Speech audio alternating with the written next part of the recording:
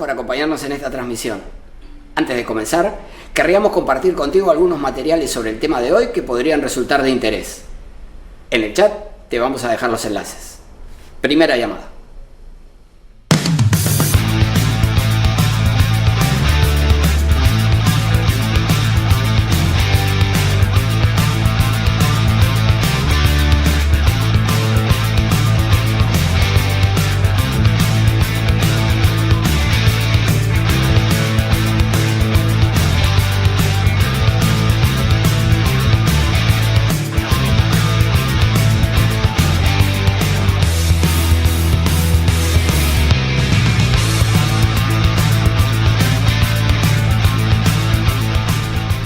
Ya estamos por comenzar la transmisión, pero antes quería pedirte que si te interesan nuestros contenidos, nos sigas en nuestras redes sociales. En el chat vas a encontrar los enlaces. Cuando regreses, estaremos comenzando. Segunda llamada.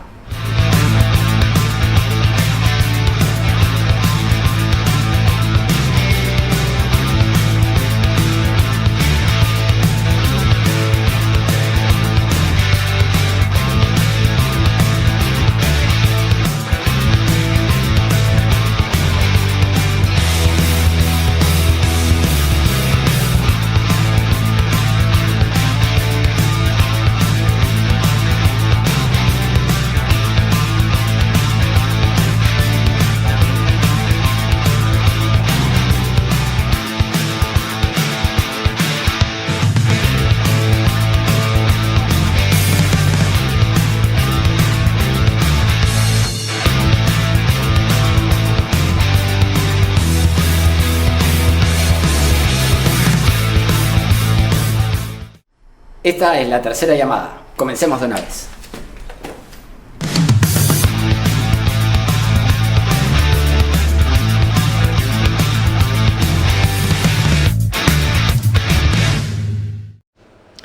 Hola, ¿qué tal? Muy buenas tardes, ¿cómo están ustedes? ¿Cómo les va? Muy bienvenidos. Comenzamos un nuevo programa de la segunda temporada de El Constitucional, que se sigue transmitiendo como siempre a través de nuestra página de Facebook, Omar.Sar, por televisión abierta a través de Onda Digital, canal 18.4 en Lima, por Cable Más, canal 791 y a través de la plataforma de LP Pasión por el Derecho, que es una entidad de referencia en materia jurídica y brinda capacitación a miles de profesionales. El Constitucional es, como resulta evidente, un programa multimedia que se transmite por web, por redes sociales, por televisión abierta y también por cable. Eso sí, necesitamos su apoyo, necesitamos que nos dejen su like, que se incorporen como colaboradores de nuestra página de Facebook y que nos ayuden a difundir nuestro material. Para la semana próxima vamos a sortear algún libro entre quienes tengan la generosidad de apoyarnos con su like y compartiendo nuestro programa. Les vamos a dar más noticias. Hoy vamos a analizar este enredo de las causales de vacancia presidencial, cuál es el trámite que debe seguirse de acuerdo con el reglamento del Congreso. Y para esclarecer este tema vamos a conversar con el doctor John Pérez, que ha sido oficial mayor del Congreso, que es un especialista en derecho parlamentario y que seguramente nos va a brindar aclaraciones y explicaciones de interés para comprender cómo funciona y qué cabe esperar del proceso de vacancia que se encuentra en trámite. A ver, en primer lugar vamos a analizar muy brevemente cuáles son las causales de vacancia de la Presidencia de la República que se encuentran incluidas en el artículo 113 de la Constitución. El presidente en nuestro sistema es elegido de modo directo por votación popular mayoritaria. Cuando digo mayoritaria me refiero a que el presidente, ya sea en la primera vuelta o en la segunda, tiene que obtener más de la mitad de los votos. Y cuando digo de los votos, me refiero de los votos válidos, esto es decir, aquellos que cuentan, aquellos que tienen un sentido positivo, porque los votos blancos, los votos nulos, los votos viciados, sencillamente no se cuentan. Sobre esto ya hemos hecho algunos videos que pueden encontrar en los antecedentes de esta plataforma. La vacancia de la Presidencia de la República solo se produce por alguna de las causales expresamente previstas en la Constitución y que están enunciadas en su artículo 113. Cualquier otra opción que no se encuentre prevista, naturalmente supone una interrupción del orden constitucional, ¿verdad? Algunas de las causales previstas en el artículo 113 tienen carácter objetivo y otras, en cambio, requieren la apreciación del Congreso. Vamos a ver cuáles son estas causales. Primero, el inciso 1 del artículo 113 establece que la presidencia de la República vaca por la muerte del presidente. Ok, aquí tenemos un supuesto objetivo, un hecho que se respalda con el certificado de función y listo. A la muerte del presidente le sucede de inmediato el primer vicepresidente y lo hace para completar el periodo por el que fueron electos. En este caso no hay mayor controversia ni duda, tenemos un supuesto objetivo, no hay apreciación por parte del Congreso. El inciso segundo del mismo artículo 113, claro, establece que la presidencia de la República vaca por la permanente incapacidad moral o física del presidente. Y en este caso se requiere que quien evalúa si se configura o no la incapacidad moral o si la incapacidad física es permanente, el Congreso de la República. Entonces aquí sí hay apreciación por parte del Congreso. Este supuesto de vacancia que se aplicó en el caso del expresidente Fujimori, siempre por incapacidad moral, digo porque está incluida la incapacidad moral y la incapacidad física, ¿no? Pero digamos, en el caso de la incapacidad moral se aplicó al expresidente Alberto Fujimori, luego en el caso del expresidente Martín Vizcarra, se discutió en el caso del expresidente Kuczynski, aunque no llegó a aprobarse, finalmente renunció, y ahora se discute una moción de vacancia del presidente Castillo.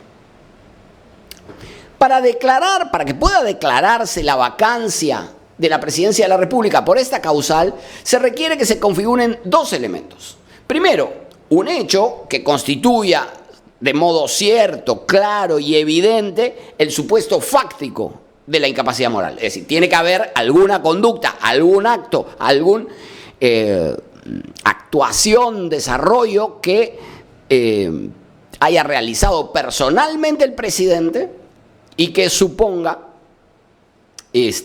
una grave contravención en los términos que ahora vamos a desarrollar.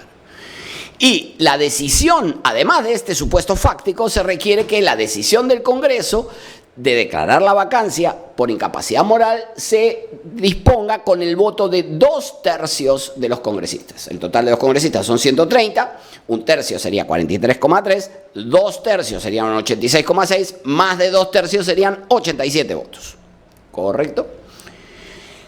La decisión parlamentaria de declarar la vacancia por incapacidad moral no puede obedecer a la comisión de un delito, ni aunque sea un delito de función, o al hecho de haber incurrido en una infracción constitucional conforme al artículo 99 de la Constitución. Eso tiene otro trámite. Puede ser acusado constitucionalmente. Nosotros grabamos un video sobre cómo salir de la crisis, ¿no? Y decíamos, bueno, ¿cuáles son las vías que existen de acuerdo con la Constitución? ¿Verdad? Y planteábamos allí el marco constitucional de cada una de ellas. Entonces, la acusación constitucional es una posibilidad. Tiene que configurarse el supuesto de infracción de la Constitución. Y en cuanto a la acusación por delito, el presidente, hay que tener en cuenta que el presidente durante su mandato solo puede ser acusado por los delitos previstos en el artículo 117 de la Constitución. Así que, en cuanto a la acusación por delito, solo puede ser acusado de eso y no de otra cosa. ¿Y cuáles son los delitos? Traición a la patria, impedir las elecciones presidenciales, parlamentarias, regionales o municipales, disolver el Congreso, salvo en los supuestos previstos en la Constitución, y por impedir la reunión o funcionamiento de los órganos electorales o del Jurado Nacional de Elecciones. Nada más. Entonces, acusación por delito, solo la del 117, o acusación por infracción de la Constitución en los términos de los artículos 99 y 100. Pero esto son procedimientos distintos, no pueden dar lugar a la acusación por incapacidad moral, a la vacancia por incapacidad moral.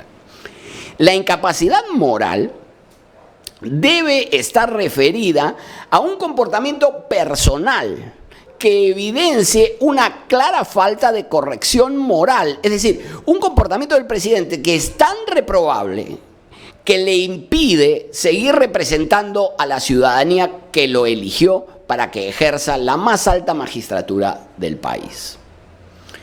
Naturalmente que no hay un catálogo de infracciones morales, ni un estándar normativo de moralidad, pero tiene que ser una conducta de un nivel de gravedad que resulte reprobable que ese sujeto pueda continuar ejerciendo la primera magistratura, en el sentido de que el presidente tiene la más alta representación en el servicio a la nación, de acuerdo con lo que dice la propia Constitución.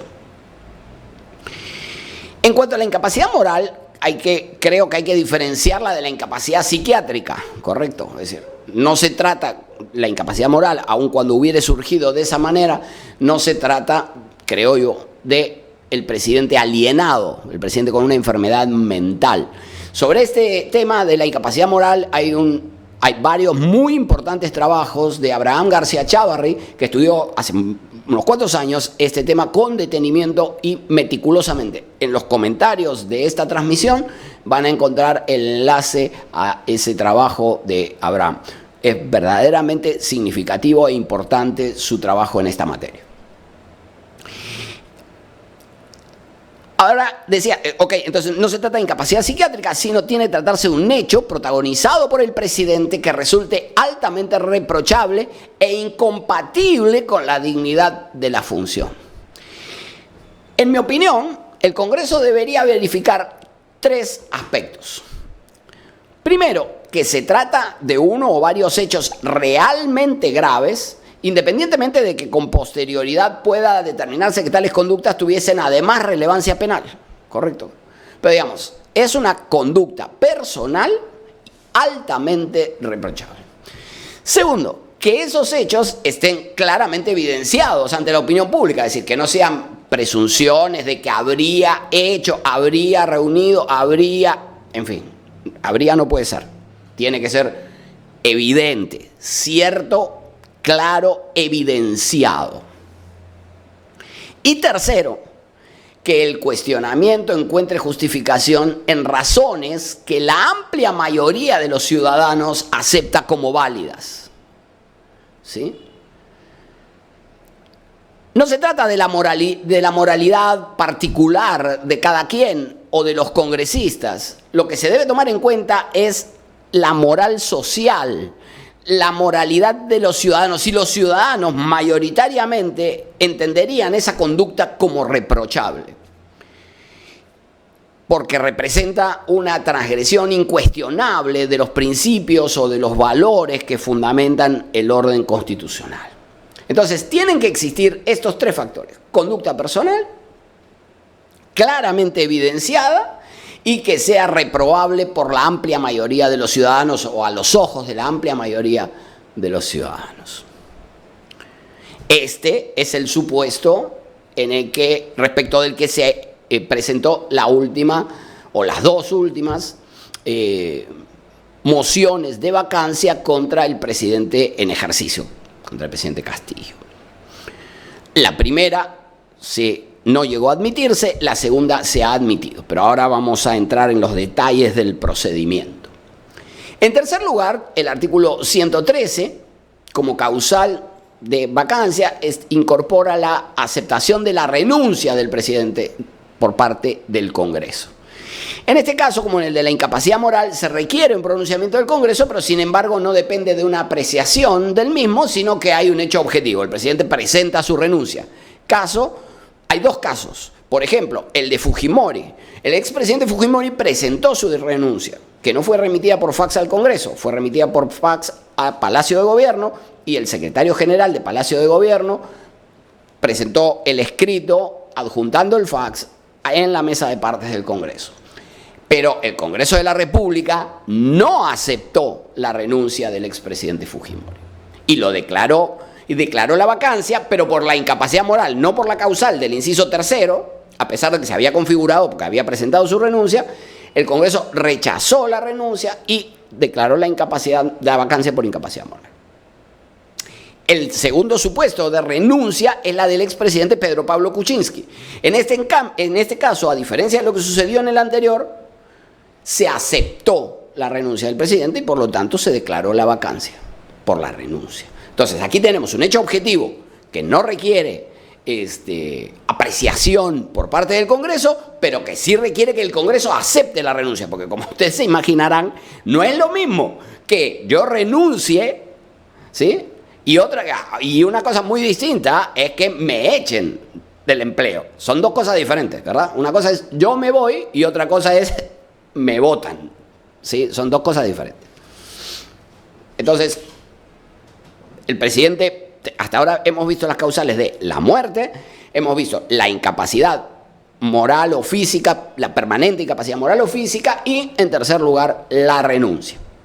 En cuarto y último lugar, se produce la vacancia cuando el presidente ha salido del país sin permiso del Congreso o no ha regresado dentro del plazo que se le autorizó por medio de la resolución legislativa. Si bien, como comentábamos aquí, cuando analizábamos el tema de Ucrania, en alguna clase anterior, y conversábamos con el doctor Alexander Carranza, veíamos que el presidente de la República conduce la política exterior del Estado, pero sin embargo, para salir del territorio requiere la autorización del Congreso, ¿verdad? Y le dan un plazo y un itinerario, y tiene que respetar el itinerario y tiene que regresar dentro del plazo. Si no lo hiciera, se produce la vacancia presidencial. Este supuesto también se verificó en el caso de Fujimori, porque como recordamos, en el caso de Fujimori se le brindó autorización para asistir a la cumbre de APEC en Brunei y finalmente terminó en Japón. Y excedió el plazo, no regresó dentro del plazo que se le había conferido. Por lo tanto, el Congreso de la República también pudo declarar la vacancia del expresidente Fujimori por esta causal del inciso cuarto, que también es una causal objetiva. Ahora, habiendo planteado las causales de vacancia, vamos a ver las etapas del procedimiento parlamentario que se debe seguir para declarar la vacancia por cualquiera de las causales indicadas. El procedimiento comienza con la presentación de una moción, y una moción, de acuerdo con el reglamento del Congreso, es una proposición mediante la cual los congresistas ejercen su derecho de pedir al Congreso que adopte un determinado acuerdo sobre asuntos importantes para los intereses del país y las relaciones con el gobierno. Entonces, ¿cómo se inicia el tema de la vacancia por incapacidad moral? Con una moción presentada por los congresistas. Ahora bien, esa moción que promueve la declaración de vacancia del presidente, de acuerdo con el artículo 68 del reglamento del Congreso, se presenta ante la oficialía mayor. ¿Quién es el oficial mayor? El oficial mayor es el funcionario de más alto rango del Congreso en el ámbito administrativo. En el ámbito político lo es el presidente del Congreso, pero en el ámbito administrativo lo es el oficial mayor. Y como les decíamos al principio, justamente, hoy vamos a conversar con un ex oficial mayor, ¿correcto? Es decir, con una persona que ha tenido la máxima jerarquía en el servicio parlamentario. La moción, que es para que se pueda presentar esa moción al oficial mayor, requiere estar firmada, de acuerdo con el reglamento, por no menos del 20% del número legal de congresistas. 130 congresistas, la quinta parte son 26 firmas. Entonces, la moción debe tener 26 firmas. Y además, como requisito, debe contar con, 1, los fundamentos de hecho y de derecho en que se sustenta, y además debe adjuntar los documentos que acrediten la causal invocada o, en su defecto, la indicación del lugar donde dichos documentos se encuentren. Insisto, hechos y probanza. Tienen que tener respaldo, no pueden ser meros dichos. Tiene que ser, en el caso de la incapacidad moral permanente, una conducta muy grave, reprochable, personal y además documentada, evidenciada. Una vez que se presenta la moción de vacancia, que en el caso del presidente Castillo ya se ha presentado, debe seguir el procedimiento previsto en el artículo 89A del reglamento del Congreso. Este procedimiento se incorporó después de una sentencia del Tribunal Constitucional en el expediente 6-2003, proceso de inconstitucionalidad.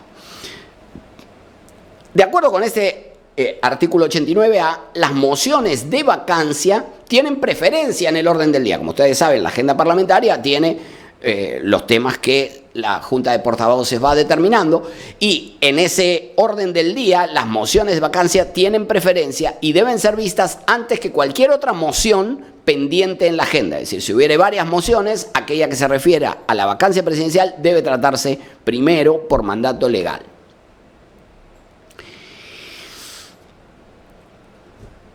Una vez que se presenta la moción con el respaldo indicado, se remite ese texto presentado, ese documento presentado, a la brevedad al presidente de la República. Entonces, el presidente del Congreso elabora un oficio y remite la moción de vacancia respaldada por 26 congresistas, mínimo 26, al presidente de la República.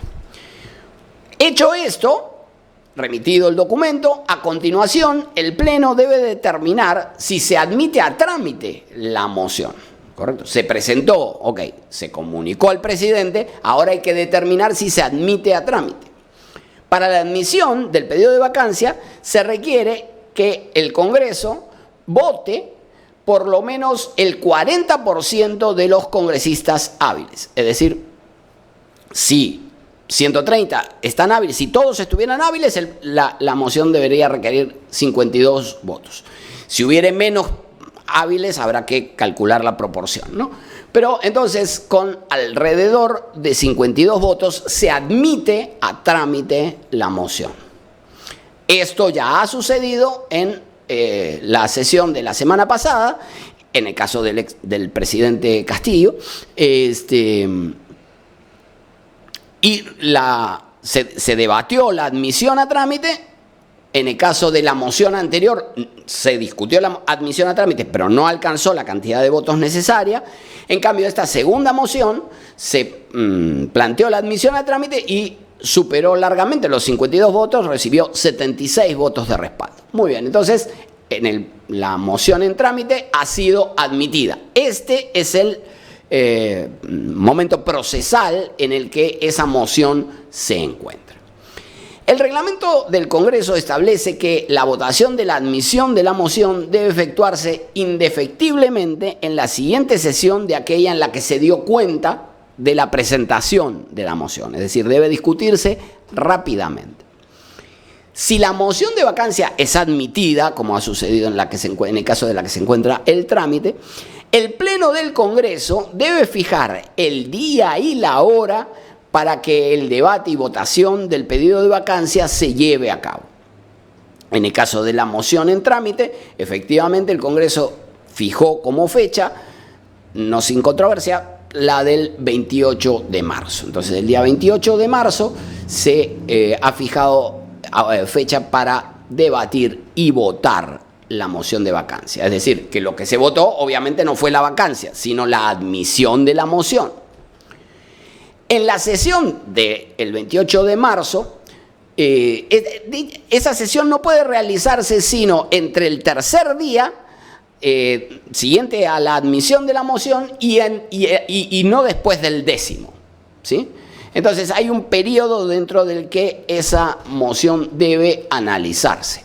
Y en este caso, como decíamos, esa sesión para deliberar y votar, debatir y votar la moción se llevará a cabo el 28 de marzo. El presidente de la República, cuya vacancia es materia del pedido, puede ejercer personalmente su derecho de defensa o ser asistido por abogado y desarrollar una intervención hasta por 60 minutos ante el Congreso.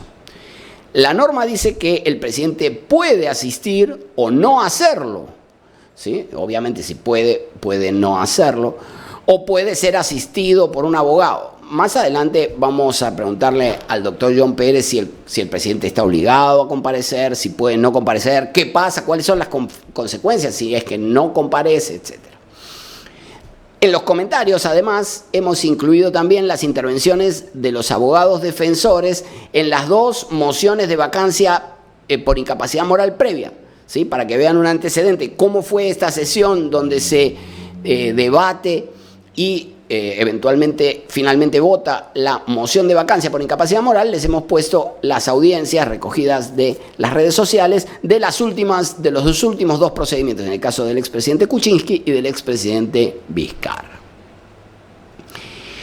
Ejercida la defensa y concluido el debate, se somete a votación la moción de vacancia por incapacidad moral y solo se declarará la vacancia si la acusación fue apoyada por no menos del 2/3 del número legal de congresistas, es decir, que se requieren 87 votos. Y si se reúne la cantidad de votos, la decisión de vacar al presidente se plasma en una resolución legislativa que se publica finalmente en el diario oficial El Peruano y se publica dentro de las 24 horas siguientes. Finalmente, la resolución que declara la vacancia rige desde que se comunica al presidente vacado o al presidente del Consejo de Ministros o desde que se haya publicado lo que ocurra primero, dice el artículo 89A del reglamento. Lo vamos a dejar aquí y después de la pausa vamos a conversar con el doctor John Pérez para que nos ayude a comprender las etapas del proceso parlamentario, qué pasa si no va el presidente, qué pasa si hay abstenciones, si las abstenciones son mayoría. Vamos a ver toda una serie de supuestos y él nos ayudará a comprender este tema del trámite y lo que resta del trámite de la moción de vacancia que se está desarrollando. Lo dejamos aquí, hacemos una pausa y regresamos.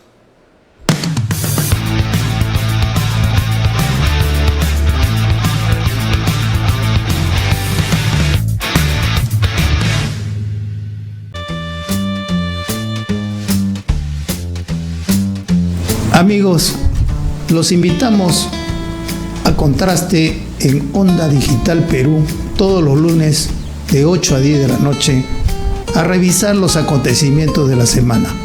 Les pondré unos cuadros, analizaremos con nuestros invitados y con Marcos y con Electo. Vamos a tener una nueva visión de país. Por eso reiteramos la invitación. Estamos con ustedes los lunes de 8 a 10 de la noche por Onda Digital Perú.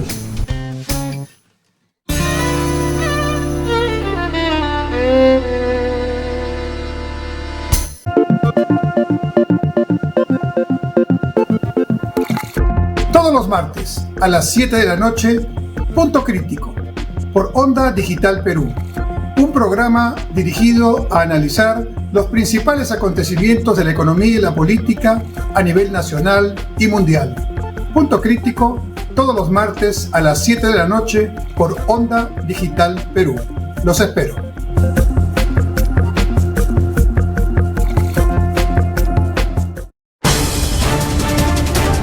Todos los miércoles a las 9 de la noche los espero en Lapsus por Onda Digital Perú para que sepas la verdad, para que te enteres lo que realmente debes saber y para que no te dejes engañar por otros que siempre mienten o engañan a la población. Lapsus, Onda Digital Perú, miércoles 9 de la noche.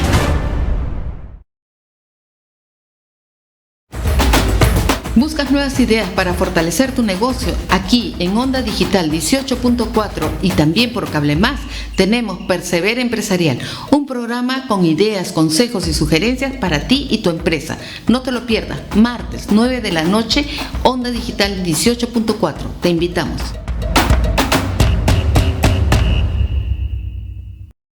Algunas veces es formal, otras es más casual. A veces es pícaro, pero siempre muy entretenido.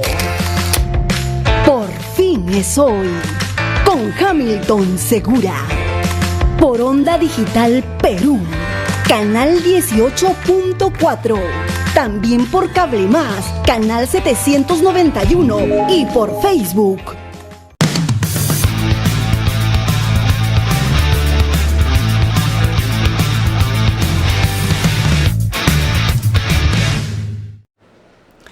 Gracias por seguir acompañándonos. Vamos a conversar ahora con el doctor John Pérez, que como señalábamos ha sido oficial mayor del Congreso de la República y es un especialista en derecho parlamentario. Doctor Pérez, le damos la bienvenida a El Constitucional, le agradecemos por compartir sus opiniones con nosotros.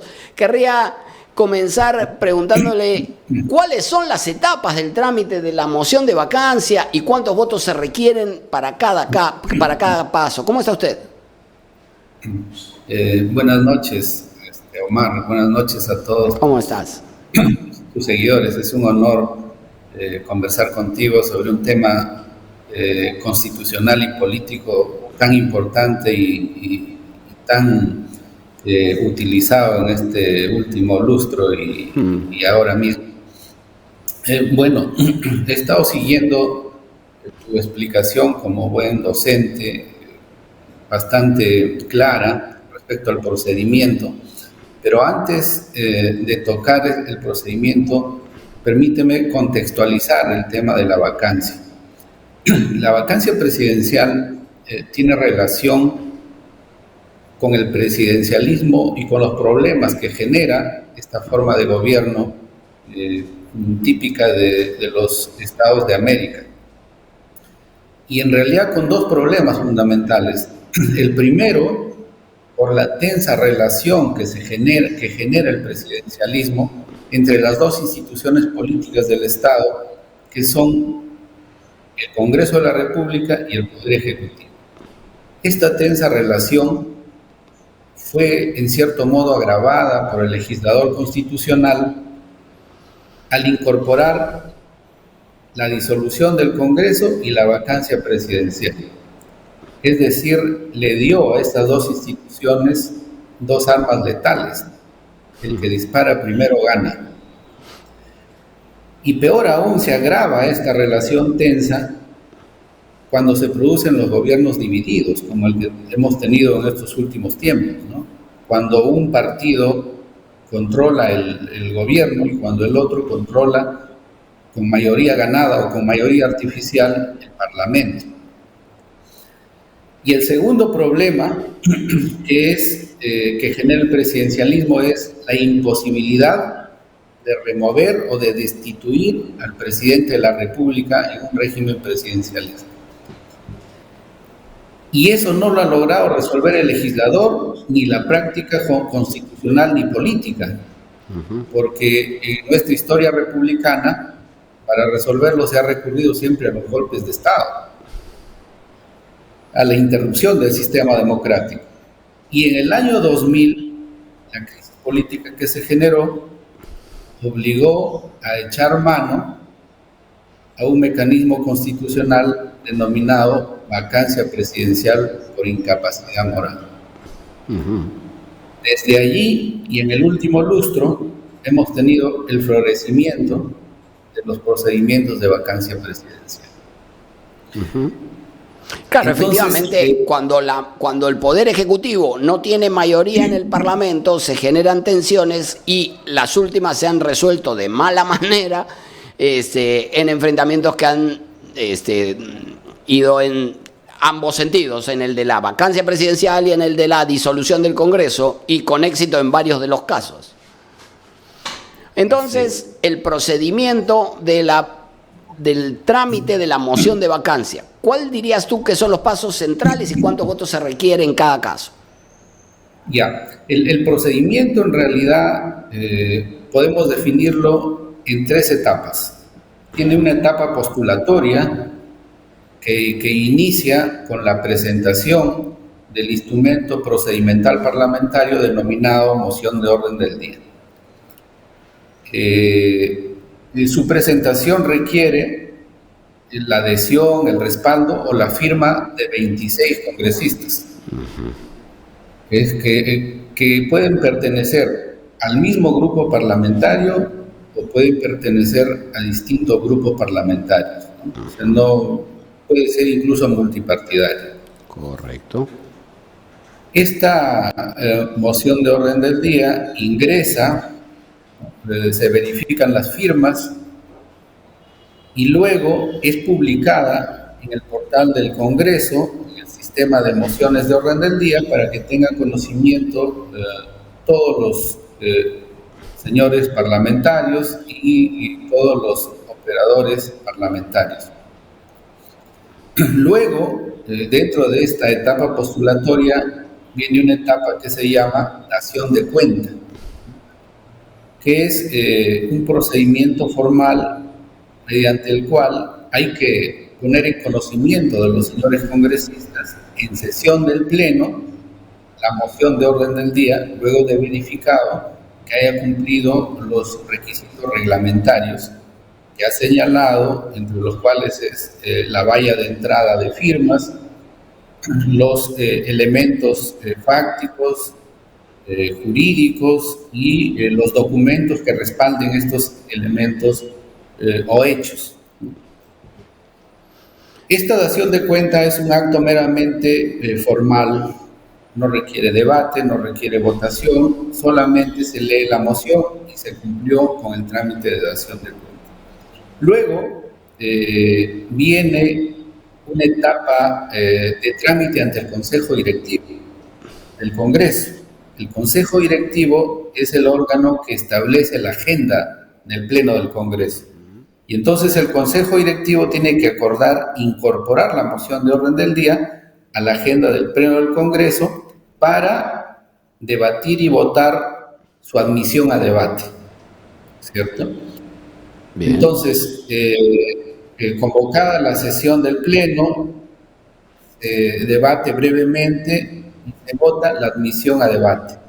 Correcto. Para admitirlo se requiere el voto del 40%, como ha señalado, de congresistas hábiles.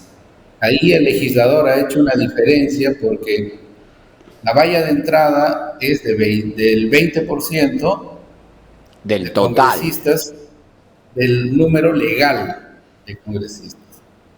Se ha flexibilizado el requisito para la admisión, está señalando el número de congresistas hábiles, es decir, retirando... Habría que señalar para nuestros oyentes que hábiles quiere decir es contando aquellos que tengan licencia médica, aquellos que estén de viaje, aquellos que estén suspendidos, etcétera, ¿no? Es decir, diferentes condiciones que pueden tener y pueden no encontrarse hábiles para participar de la sesión.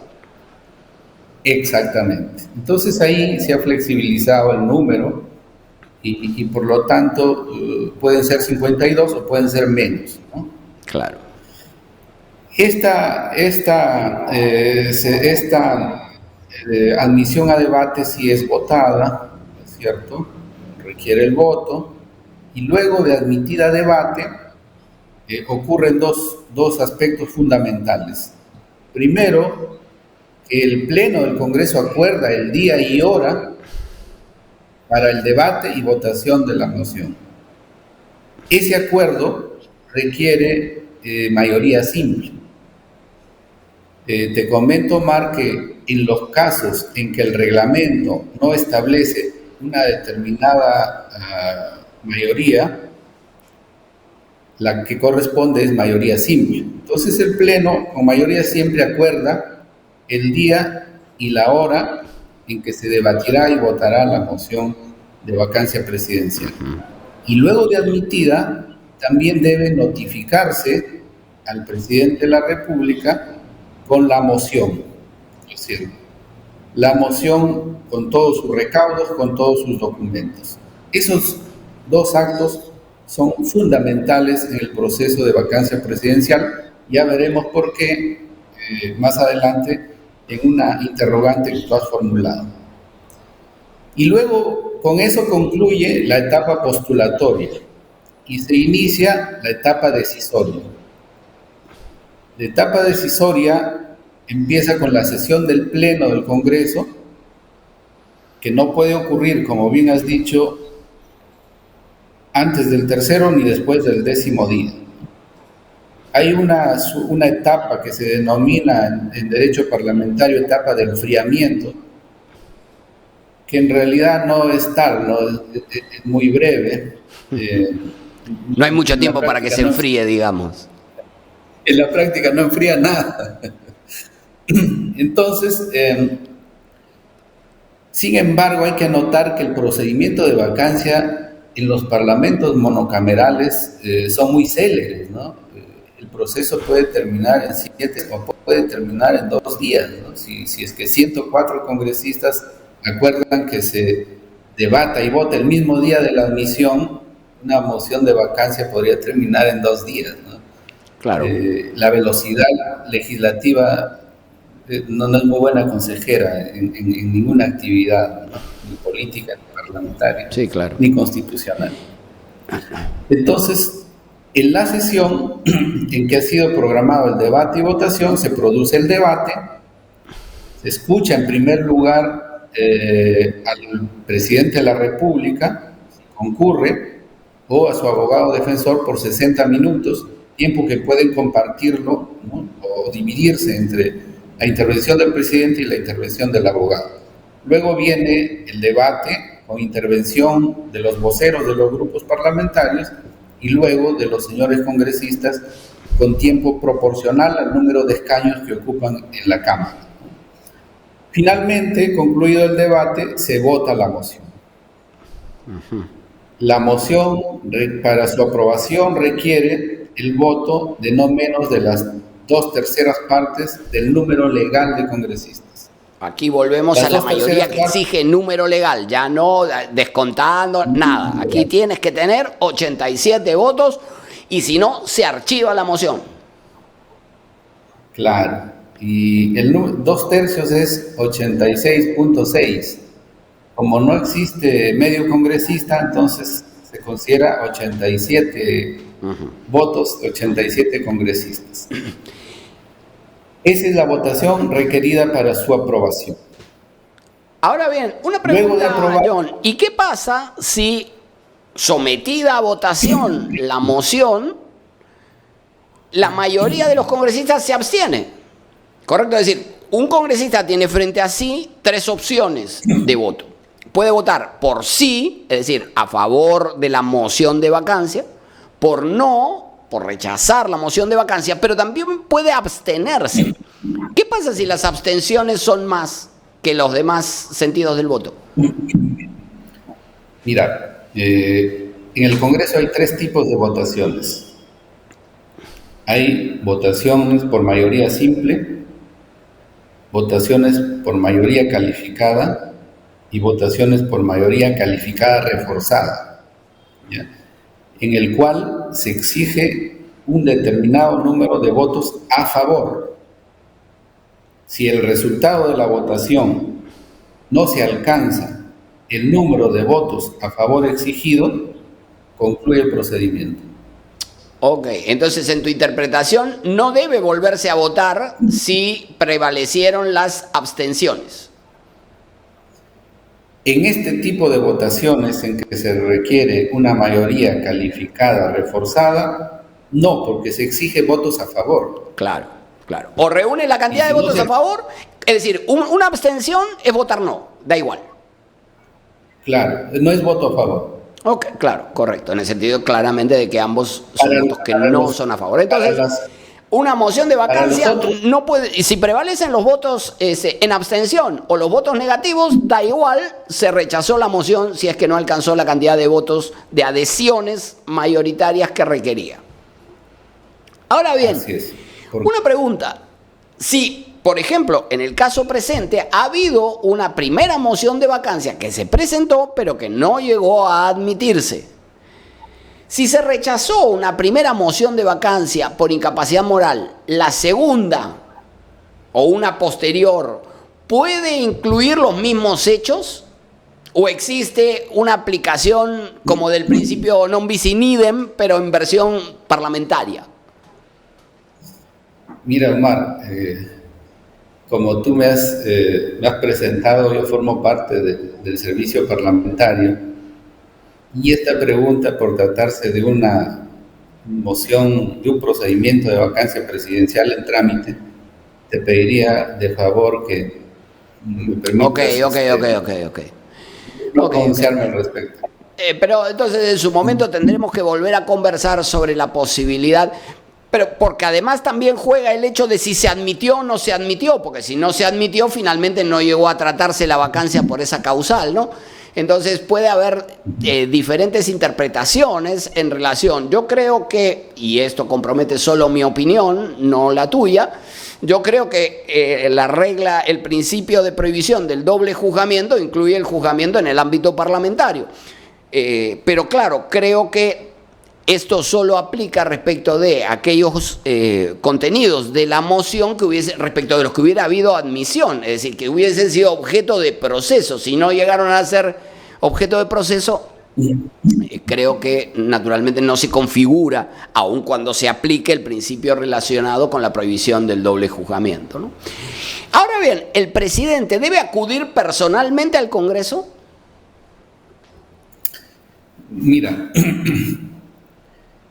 en el derecho parlamentario se ha venido progresivamente incorporando principios del catálogo del debido proceso, y estamos buscando construir el debido procedimiento parlamentario. Dentro de ese catálogo de derechos, el derecho de defensa es fundamental en este caso del procedimiento de vacancia presidencial. Pero hay que tener en cuenta que el derecho de defensa, como su nombre lo indica, es un derecho. O sea, por lo tanto, el ejercicio de este derecho queda en el ámbito decisional del titular del derecho. Entonces, el presidente de la República, si considera necesario ejercer su derecho, lo ejerce, y si no considera necesario, no lo ejerce. Lo que sí debe garantizarse es el presupuesto esencial que habilita el ejercicio del derecho de defensa, que es la comunicación o la notificación, tanto de la moción de vacancia y su contenido y sus recaudos, como de la fecha en que será debatida y votada la moción de vacancia. Lo que se debe garantizar entonces es que haya un micrófono habilitado a la hora para debatir el tema que se le notificó. Eso es lo que se debe garantizar. Puede asistir o no asistir. Ahora bien, y si el presidente no acude y tampoco lo hiciera su abogado, ¿se puede votar una moción sin que se haya ejercido el derecho de defensa? Claro que sí, porque, como te repito, lo que hay que cuidar y lo que cuidamos siempre en los procedimientos parlamentarios es garantizarle el derecho de defensa. Esa es la obligación, en este caso, del Congreso. ¿Y cómo le garantiza el derecho a la defensa? Habilitando el presupuesto esencial, que es la notificación y la comunicación que debe ocurrir para la sesión en que se vota, se debate y se vota, con una anticipación no menor de 72 horas, es decir, de 3 días.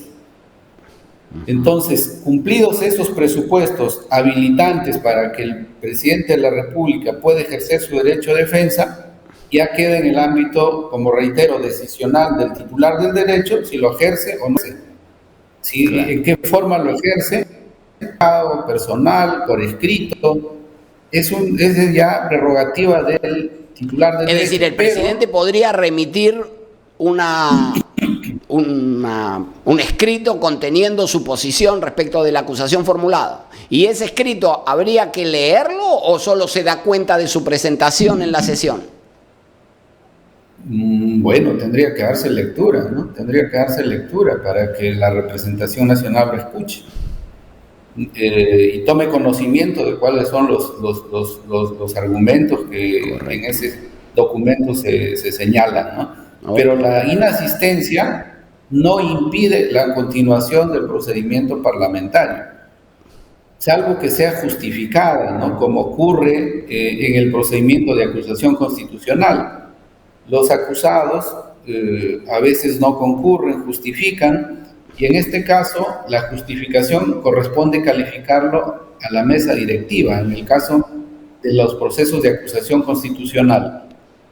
en estos otros es decir, casos... si el presidente se encuentra impedido y manifiesta su decisión que requiere participar para ejercer su defensa, potencialmente podría solicitar que se postergue la sesión. Pero esa postergación tendría que ser hasta para antes del 10º día, porque tienes un plazo que no puedes traspasar. Y tiene que ser justificada y será calificada por la mesa directiva, la Junta de Portavoces, y luego con su decisión proseguirá su trámite, el procedimiento de vacancia. Claro. Para terminar, John, la figura de la vacancia puede ser utilizada como una suerte de medio para la interpelación del presidente, porque, claro, existe la interpelación de los ministros, la interpelación del presidente del Consejo de Ministros, pero no existe la posibilidad de interpelar al presidente. Esta figura puede ser utilizada como una suerte de mecanismo mediante el cual traemos al presidente para que dé explicaciones respecto de determinados hechos. Mira, Omar, este es un tema bien importante. En algún tratado académico lo abordé, no lo digo ahora recién. Desde mi punto de vista, la vacancia presidencial tiene una naturaleza diferente. No constituye un instrumento, un mecanismo o un procedimiento de control parlamentario. Y no constituye un instrumento de control por dos razones básicas. Primero, el control parlamentario de naturaleza política o el control político es una herramienta que el legislador constitucional confiere a las minorías. Acuérdate que para formar una comisión investigadora se requiere el 35%, 46 congresistas. Voto a favor de 46. Así voten en contra el resto, se ha alcanzado el número y se forma la comisión. Claro. Porque la lógica del control es que sea una herramienta de las minorías. En cambio, la vacancia presidencial requiere una votación calificada reforzada, no es una herramienta de las minorías. Y segundo, el control parlamentario actual, moderno, es un ejercicio de desgaste político al gobierno. Por lo tanto, a través de los mecanismos típicos o atípicos, que son la interpelación, la censura, las comisiones investigadoras, la comparecencia de ministros, lo que se busca no es sancionar, lo que se busca es efectuar un desgaste político al gobierno para generar lo que la doctrina italiana llama la responsabilidad política difusa, es decir, que la sanción se traslada a los electores cuando se efectúe un nuevo proceso electoral.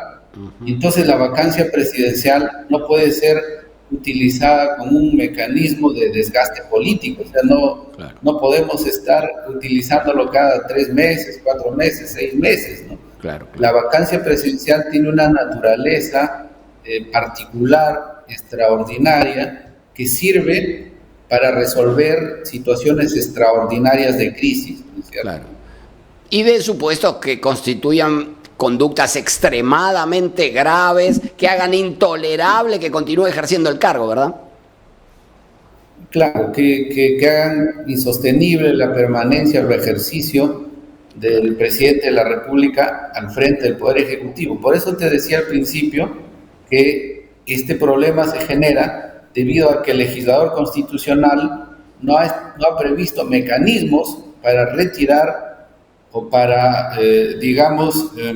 cesar al presidente de la República en una forma de gobierno presidencialista. Ello no ocurre, por ejemplo, en los modelos parlamentaristas, porque allí el Congreso elige el jefe de gobierno y lo cambia en cualquier momento. Claro, es decir, en ese caso sí el presidente depende de la confianza del Congreso. Aquí se le puede negar la confianza, pero al presidente del Consejo de Ministros. ¿Por qué? Porque el presidente de la República fue electo por mayoría de los ciudadanos. Claro, y esa elección por voto popular, tanto del presidente como del Congreso, es lo que genera, lo que te decía, una relación tensa de inicio, ¿no? Natural. Ok, John, te agradezco muchísimo por estos esclarecimientos y te volveremos a convocar en una siguiente oportunidad. Muchísimas gracias. Gracias a ti, Omar. Un gusto. Estamos en contacto. Igualmente, muchísimas gracias a ti. Y en cuanto a ustedes también, muchísimas gracias por acompañarnos. Recuerden apoyar nuestro trabajo incorporándose como colaboradores de nuestra página omar.sar. Compartan, dejen su like en esta transmisión y nos vemos la semana próxima en un nuevo programa de El Constitucional. Muchas gracias, ya nos vemos.